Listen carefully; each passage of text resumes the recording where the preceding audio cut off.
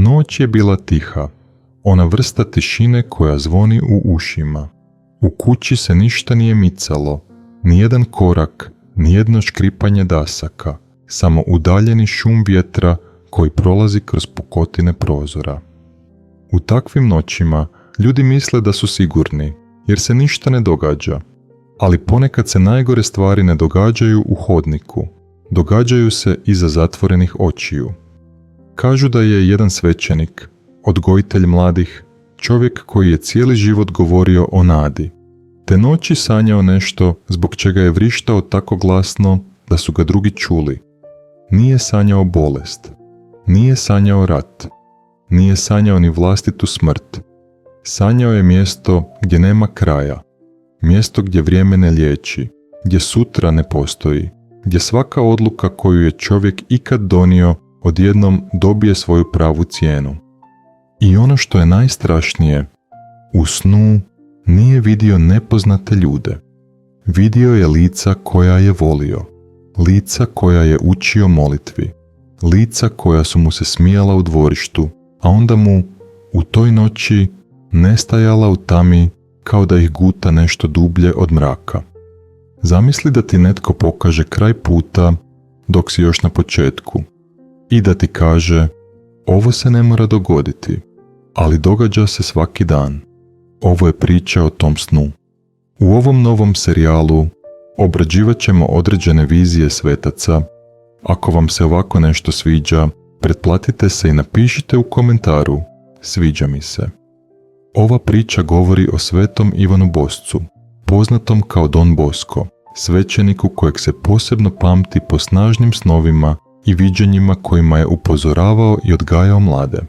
U jednom od najpoznatijih snova opisuje put koji izgleda bezazleno, ali završava provalijom i vatrom. Zato ovaj video nije biografija, nego ulazak u san koji je trebao probuditi savjest. Zato odmah na početku gledatelj mora znati: nije riječ o izmišljenoj horor priči, nego o Don Boscu i njegovoj poruci, da se čovjek često izgubi ne zbog jedne velike odluke, nego zbog 100 malih, ma nije to ništa. Don Bosco te noći nije samo sanjao.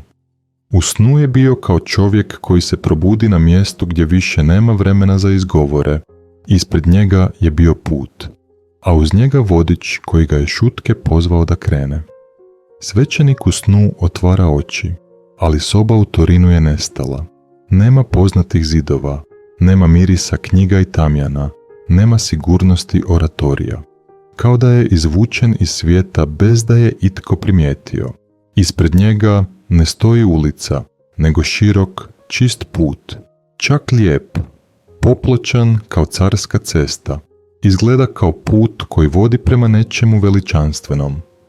Uz njega se pojavljuje lik, neagresivan, neprijeteći, ali toliko ozbiljan da se od same te ozbiljnosti led hvata po koži. Don Bosco ga kasnije u svojim zapisima naziva čovjekom s kapom ili jednostavno vodičem, a mnogi vjeruju da je to bio njegov anđeo čuvar. Vodič ne govori mnogo, nema uvoda, nema objašnjenja, samo pokaže rukom prema dolje da krene.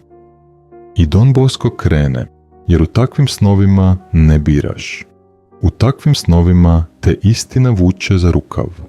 Prvih nekoliko metara izgleda kao običan život. Čuje se žamor, vidi dječake kako trče. Ljudi prolaze pokraj njega kao da je nevidljiv. Nitko se ne boji, nitko ne zastaje, netko se smije, netko dovikuje prijatelju. A onda Don Bosco primijeti detalj koji mu ne da mira.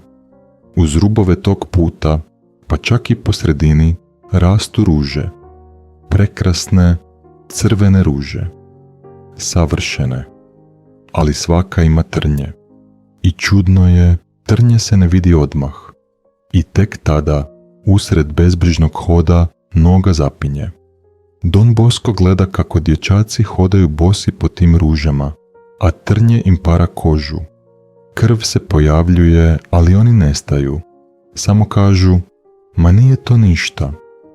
I nastavljaju dalje, ostavljajući tragove crvenog po laticama, kao da su opijeni, kao da bol nije upozorenje, nego samo smetnja koju treba ignorirati.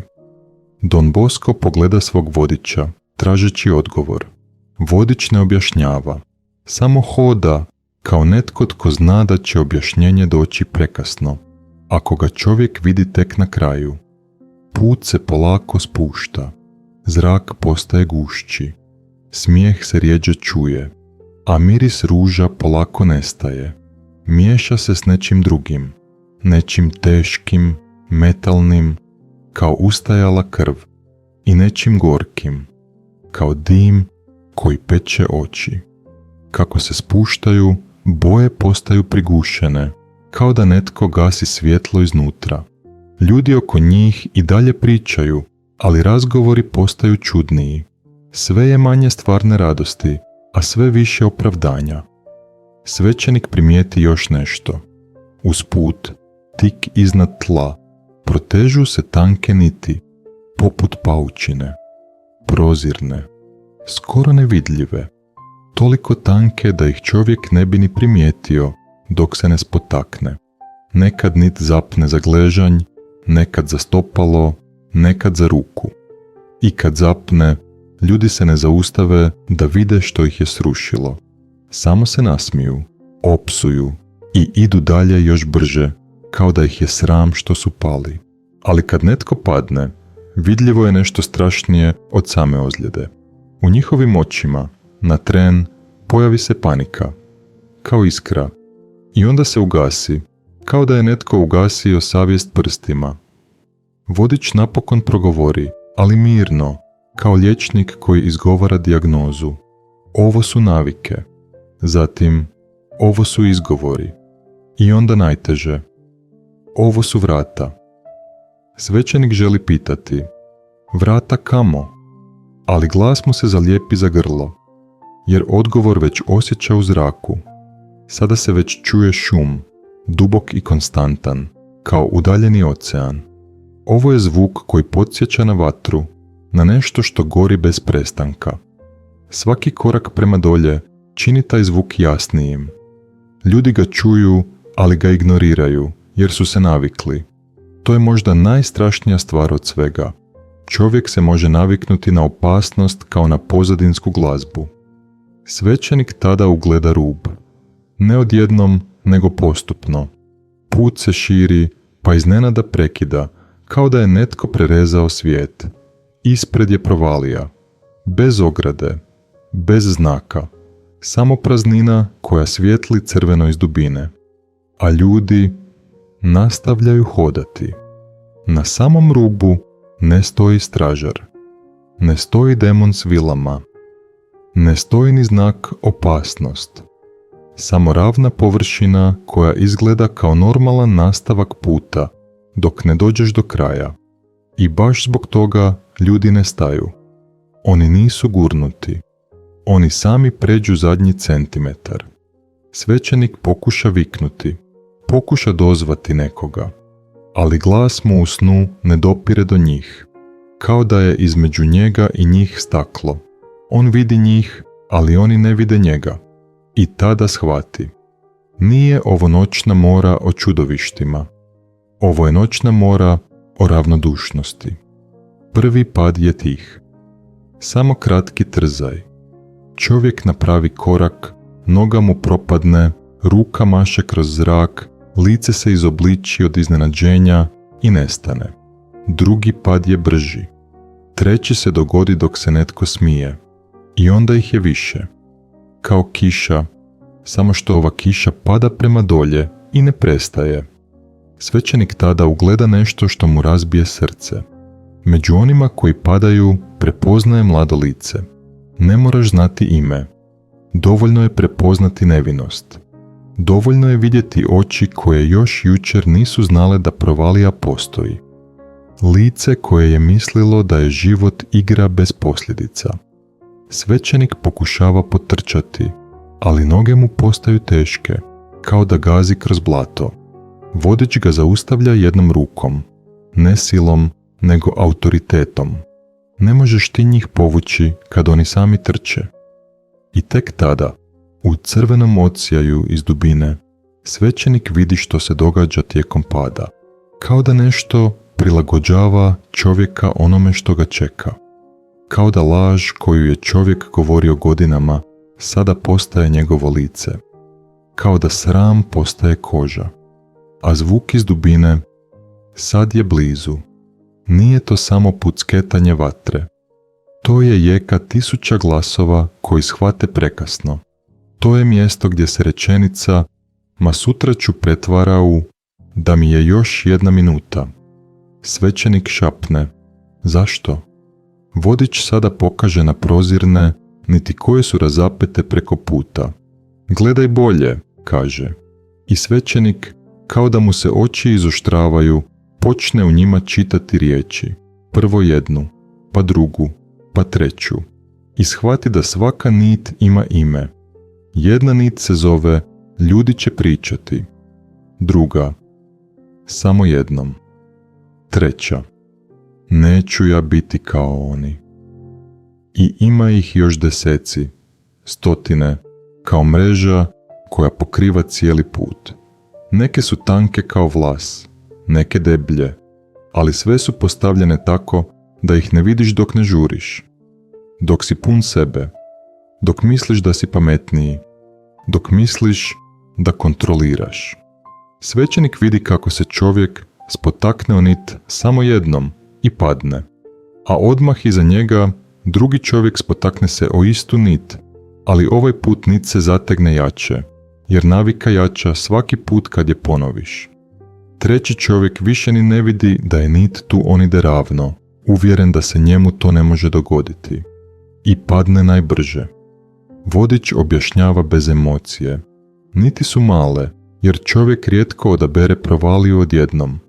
Čovjek provaliju bira u komadićima, u navikama, u riječima koje izgovori kad ga nitko ne gleda. U jednom trenutku svećenik primijeti da se neki ljudi prije ruba ipak zaustave, na trenutak, kao da ih savjest povuče nazad, kao da osjete provaliju prije nego je vide, ali tada ih okruži gomila, netko im se nasmije, netko ih pogura ramenom, netko kaže "što glumiš?" i oni se posrame vlastitog straha i krenu dalje. To je najtanja nit od svih, nit srama, nit ljudskog obzira, nit koja čovjeka sruši bez da ga dodirne. Svećenik tada shvati da se pakao u ovom snu ne prodaje kao užas, prodaje se kao normalnost, kao svi tako, kao ma nije to grijeh, kao Bog će razumjeti. I to ga najviše slomi. Vodič vodi svećenika bliže rubu, ne da bi ga bacio, nego da bi mu pokazao stvarnost bez filtera. Svećenik se opire, jer osjeća da se ovdje ne radi o znatiželji, nego o sudaru s nečim što čovjek ne može odgledati i ostati isti. Vodič ipak kaže: "jedan dodir, samo da shvatiš. Na rubu zrak je drugačiji. Nije to samo toplina, to je pritisak. Kao da mjesto ispod ruba vuče sve što je iznad. Kao da praznina ima težinu. Svećenik pogleda dolje i vidi crveni sjaj, ali ne vidi dno. To dolje nema kraj. Vodič pokaže na stijenu, na zid uz rub, kao rub peći koja je otvorena. Stavi ruku, kaže. Svećenik se u snu zadrhti. Svaki instinkt mu govori da ne dira, ali nešto u glasu vodiča nosi istinu koja ne trpi pregovore. On polako pruži ruku. I u trenutku dodira, svećenik osjeti bol koja nije samo fizička. To je bol koja govori: ovo je stvarno. Bol koja probija sve laži. Bol koja razara ideju da je moral igra i da se život može živjeti bez cijene. On vrisne, kao da je dotaknuo posljedicu svih posljedica. U tom vrisku se probudi. U svojoj sobi. U mraku. Ali sad je mrak drugačiji, jer više nije romantičan. Nije noć. Sad je podsjetnik. Svećenik sjedi uspravno, hvata zrak, ruke mu drhte. Ne zna je li prošla minuta ili sat. U sobi je sve isto. ali u njemu ništa nije isto. On gleda svoju ruku kao da očekuje trag, kao da očekuje dokaz. Iako se možda ništa ne vidi, on osjeća da ga nešto peče iznutra. Odgovornost. Jer sad više ne priča o stvarima koje misli. Sad priča o stvarima koje je vidio, barem u snu, koji je bio stvarniji od mnogih budnih dana. I tada donosi odluku. Ako je ovo upozorenje, neće šutjeti. Sljedećeg dana svećenik ne drži govor pun prijetnji. Ne prijeti ljudima paklom kao da je to batina. On priča kao čovjek koji je ušao u bolnicu i vidio pacijenta koji umire jer je ignorirao simptome. Ne može se praviti da nije vidio. On okuplja mlade, ne da ih posrami, nego da ih probudi. I kaže nešto jednostavno. Najopasnije u životu nije kad si loš. Najopasnije je kad misliš da se ništa ne događa. Ako ste došli do kraja ovog videa, napišite mi u komentaru riječ vizija, tako ću znat da ima ljudi kojima je ovo zanimljivo i koji žele da nastavim dalje istraživati vjerske teme. Također volio bih napomenuti da sam kreirao opciju mjesečnog članstva. Ako me netko želi podržati, biti ću zahvalan. Vidimo se u sljedećem videu.